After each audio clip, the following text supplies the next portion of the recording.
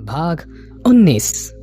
वयसः परिणामे अपि यः खलः खलक एव सः सुपक्वमापि माधुर्यम नोपयाति इंद्रवारुणम। उद्देश्य रहित दीर्घकालिक जीवन की अपेक्षा चाणक्य शुभ कर्मों से युक्त अल्पकालिक जीवन को अधिक श्रेष्ठ मानते हैं। वे कहते हैं कि अनेक दुखों तथा पापों से युक्त दीर्घ जीवन अत्यंत कष्टदायक होता है। ऐसे जीवन का मनुष्य के लिए कोई महत्व नहीं है। इसके विपरीत यदि मनुष्य का जीवन सत्कर्मों से युक्त हो, वह अल्प होने पर भी परम सुखदायक होता है। इसलिए मनुष्य की आयु कितनी भी हो, उसे सदैव सत्कर्म करना चाहिए। इसी में उसका कल्याण निहित है। गते शोको न कर्तव्यो भविष्यं नैव चिन्तयेत् वर्तमानेन कालेन प्रवर्तन्ते विचक्षणाः। उपरोक्त श्लोक द्वारा पिछली बातों को याद करके बार बार दुखी होने या निराशा प्रकट करने वाले मनुष्य को परामर्श देते हुए चाणक्य कहते हैं कि बीता हुआ समय लौट कर नहीं आता, उसमें घटित घटनाओं को बदला नहीं जा सकता, इसलिए उसे बार बार याद करने से कोई लाभ नहीं होता। अतः मनुष्य को उसे भूल जाना चाहिए। इसी प्रकार भविष्य में क्या घटित होने वाला है, मनुष्य इससे भी पूर्णतः अनभिज्ञ होता है, इसलिए उसका चिंतन भी व्यर्थ है। मनुष्य को केवल अपने वर्तमान पर ध्यान केंद्रित करना चाहिए। यदि वह वर्तमान को सुधार लेगा तो उसका भविष्य अपने आप ही उज्जवल हो जाएगा। स्वभावेन हि तुष्यन्ति देवा सत्पुरुषः पिता ज्ञातः स्वन्नपानाभ्यम वाक्यदानेन पंडिताः।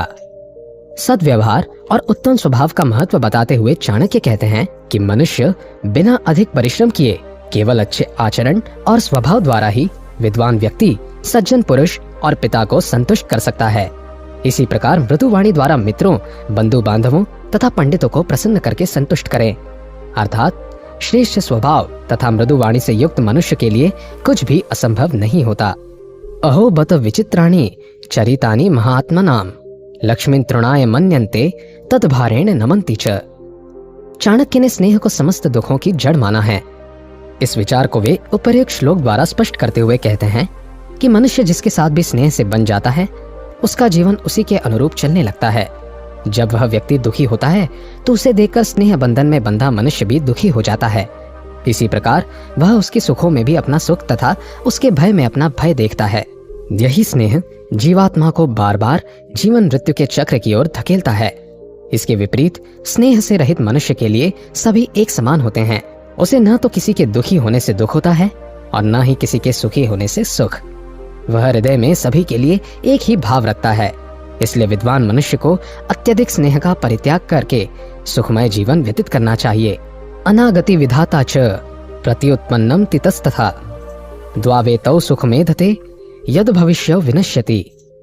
केवल भाग्य के सहारे जीवन यापन करने वाले मनुष्य अपने बहुमूल्य जीवन को व्यर्थ ही नष्ट कर लेते हैं, लेकिन जो मनुष्य पुरुषार्थ द्वारा संकट की स्थिति से पूर्व अपना बचाव कर लेते हैं तथा जो विपरीत परिस्थितियों से भी जुड़े रहते हैं, वे सदैव सुखमय जीवन व्यतीत करते हैं। चाणक्य का मानना है कि यद्यपि भाग्य को बदला नहीं जा सकता, मनुष्य जो लिखवा कर आया है वह उसे भोगना ही होगा, लेकिन पुरुषार्थ एवं कर्म द्वारा प्रतिकूल भाग्य को भी अनुकूल बनाया जा सकता है। इसलिए मनुष्य को पुरुषार्थ से पीछे नहीं हटना चाहिए। राजनी धर्मिणी धर्मिष्ठः पापे पापः समे समः राजा न मनवृतन्ते यथा राजा तथा प्रजा। जिस राज्य का राजा धार्मिक और गुणी होगा, वहां की प्रजा भी धार्मिक और गुणी होगी, और यदि राजा पापी होगा तो प्रजा भी वैसे ही आचरण करेगी, क्योंकि प्रजा राजा का ही अनुसरण करती है। तभी तो कहा गया है यथा राजा तथा प्रजा। जीवंतम मृतवन मन्ये देहिनम धर्मवर्जितम मृतो धर्मेण संयुक्तो दीर्घजीवी न संशयः। चूंकि अधर्मी व्यक्ति सदैव पाप, व्याभिचार और बुरे कर्मों को बढ़ावा देता है, समाज को उससे लाभ की अपेक्षा हानि ही होती है।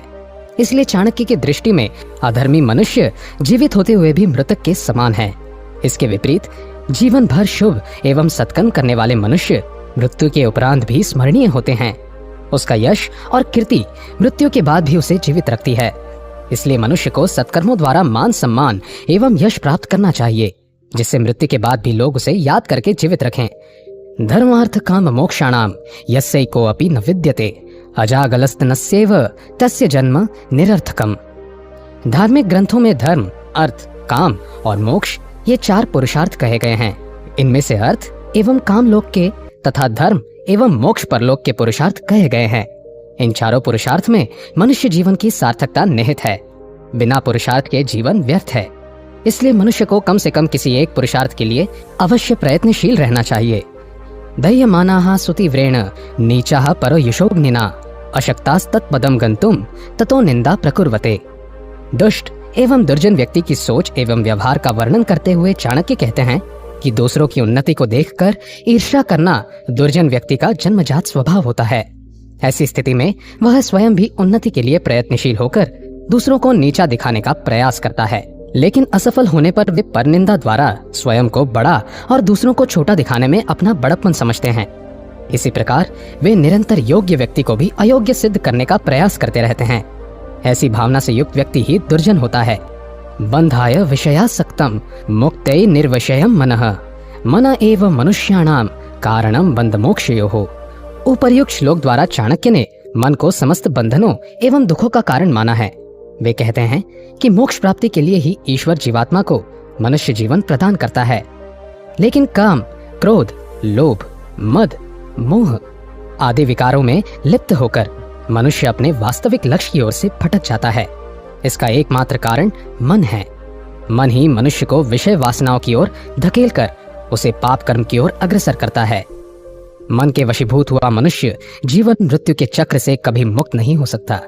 इसलिए मनुष्य को चाहिए कि वो मन को समस्त विकारों से रहित करके अपने वश में करे, तभी परलोक में उसका कल्याण संभव है। देहाभिमाने गलिते विज्ञाते परमात्मिनी यत्र यत्र मनोयति तत्र तत्र समाधेयः। मनुष्य देह नाशवान है, इसलिए देह का अभिमान नहीं करना चाहिए। जो मनुष्य अहंकार रहित होकर मन में ईश्वर भक्ति की लौ प्रज्वलित कर लेता है, उसका मन जहाँ कहीं जाता है वहीं वहाँ समाधि की स्थिति में आ जाता है। जिस मनुष्य को शरीर और आत्मा से संबंधित वास्तविक ज्ञान प्राप्त हो जाता है, वह किसी भी स्थिति में समाधि की अवस्था प्राप्त कर लेता है। इप्सितम मनसः सर्वं कस्य संपद्यते सुखम दैवायत्यम यतः सर्वं तस्मात् संतोषम आश्रयेत। सभी प्रकार की इच्छाओं, सुखों की कामनाओं का परित्याग कर दें। सब कुछ ईश्वर के हाथ में है। वह निर्णय करता है किसे क्या देना है, किससे क्या लेना है। इसलिए सभी को जो है उसमें संतोष करना सीखना चाहिए। कर्मा यत्यम फलम पुंसाम बुद्धि कर्मानुसारिणी तथापि सुधयश्चार्याः सुविचारैव कुर्वते। मनुष्य अनेक कामनाएं करता है, उनमें कुछ पूर्ण होती हैं और कुछ अपूर्ण ही रह जाती हैं। इच्छाओं का पूर्ण होना या ना होना मनुष्य के भाग्य और कर्मों पर ही निर्भर करता है। मनुष्य जो कर्म करता है उसका भाग्य उसी के अनुरूप उसे फल प्रदान करता है। यदि बुरे कर्मों के फल स्वरूप मनुष्य सुखों की कामना करता है तो उसकी इच्छा कभी पूर्ण नहीं हो सकती। इसलिए अच्छे फल की प्राप्ति हेतु मनुष्य को सत्कर्म करने चाहिए। यथा धेनु सहस्रेषु वत्सो गच्छति मातरम तथा यच्च कृतं कर्म कर्तारमनुगच्छति। सृष्टि का विधान है कि मनुष्य जैसा कर्म करेगा उसे वैसा ही फल भोगना पड़ता है। जिस प्रकार बछड़ा सहस्रों गौओं के बीच भी अपनी माता को पहचान लेता है, उसी प्रकार कर्म भी अपने कर्ता को ढूंढ लेते हैं। वस्तुतः मनुष्य का कर्म फल उसके कर्मों के साथ ही बंधा होता है। इसलिए सदैव सत्कर्म करें जिससे श्रेष्ठ फल प्राप्त हो सके। अनवस्थित कार्यस्य न जनेन वने सुखम जने दहति संसर्गो वने संग विवर्जिनम। जो मनुष्य उद्देश्य रहित होकर जीवन व्यतीत कर रहे हैं, उन्हें न तो घर में शांति मिल सकती है और न ही वन में। ऐसे मनुष्य का जीवन बोझ के समान है जिनसे किसी को लाभ नहीं होता। इसलिए जीवन में उद्देश्य का होना अत्यंत आवश्यक है। जो मनुष्य जीवन का उद्देश्य निर्धारित कर लेते हैं, उनके जीवन में कभी भटकाव नहीं आता। यथा खात्वा खनित्रेण भूतले वारी विंदति तथा गुरुगताम विद्याम शुश्रूषुरधि गच्छति। इस श्लोक में चाणक्य समर्पण की महत्ता को स्पष्ट कर रहे हैं। वे कहते हैं कि पूर्ण समर्पण द्वारा किया गया कोई भी कार्य निष्फल नहीं जाता। जिस प्रकार खुदाई करने वाला मनुष्य फावड़े द्वारा अथक परिश्रम करके पृथ्वी के गर्भ में संचित जल प्राप्त करता है, उसी प्रकार विद्यार्थी को भी सेवा द्वारा गुरु के पास संचित ज्ञान को अर्जित करना चाहिए। एकाक्षर प्रदातारम यो गुरुम नाभिवंदति श्वानयो निशितम भुक्त्वा चांडालेष्वभिजायते। वेदों एवं पुराणों में ओम को एक अक्षर बीज मंत्र कहा गया है। उसी के महत्व को चाणक्य ने उपर्युक्त श्लोक द्वारा व्यक्त किया है। वे कहते हैं कि बीज मंत्र ओम के उच्चारण द्वारा मनुष्य को ब्रह्म से संबंधित तत्व ज्ञान सहज ही प्राप्त हो जाता है। तत्वज्ञान का उपदेश देने वाला व्यक्ति समाज को सही दिशा प्रदान करता है। ऐसे गुरु की सदा वंदना करनी चाहिए। लेकिन जो उनका तिरस्कार करता है वह मनुष्य कुत्ते की योनि में अनेक कष्ट भोगने के बाद चांडाल योनि में उत्पन्न होता है। युगान्ते प्रचलते मेरुः कल्पान्ते सप्तसागरः साधवः प्रतिपन्नार्थान न चलन्ति कदाचन। चाणक्य यह स्वीकारते हैं कि युग के अंत में सुमेरु पर्वत अपना स्थान छोड़ देगा। सातों समुद्र अपनी मर्यादाएं तोड़कर संपूर्ण पृथ्वी को डुबा देंगे। लेकिन उनका यह विश्वास है कि ऐसी विकट स्थिति में भी महापुरुष एवं संतजन अपनी प्रतिज्ञा व संकल्प पर अड़िग रहेंगे। ऐसे सज्जन पुरुष विश्वसनीय होते हैं।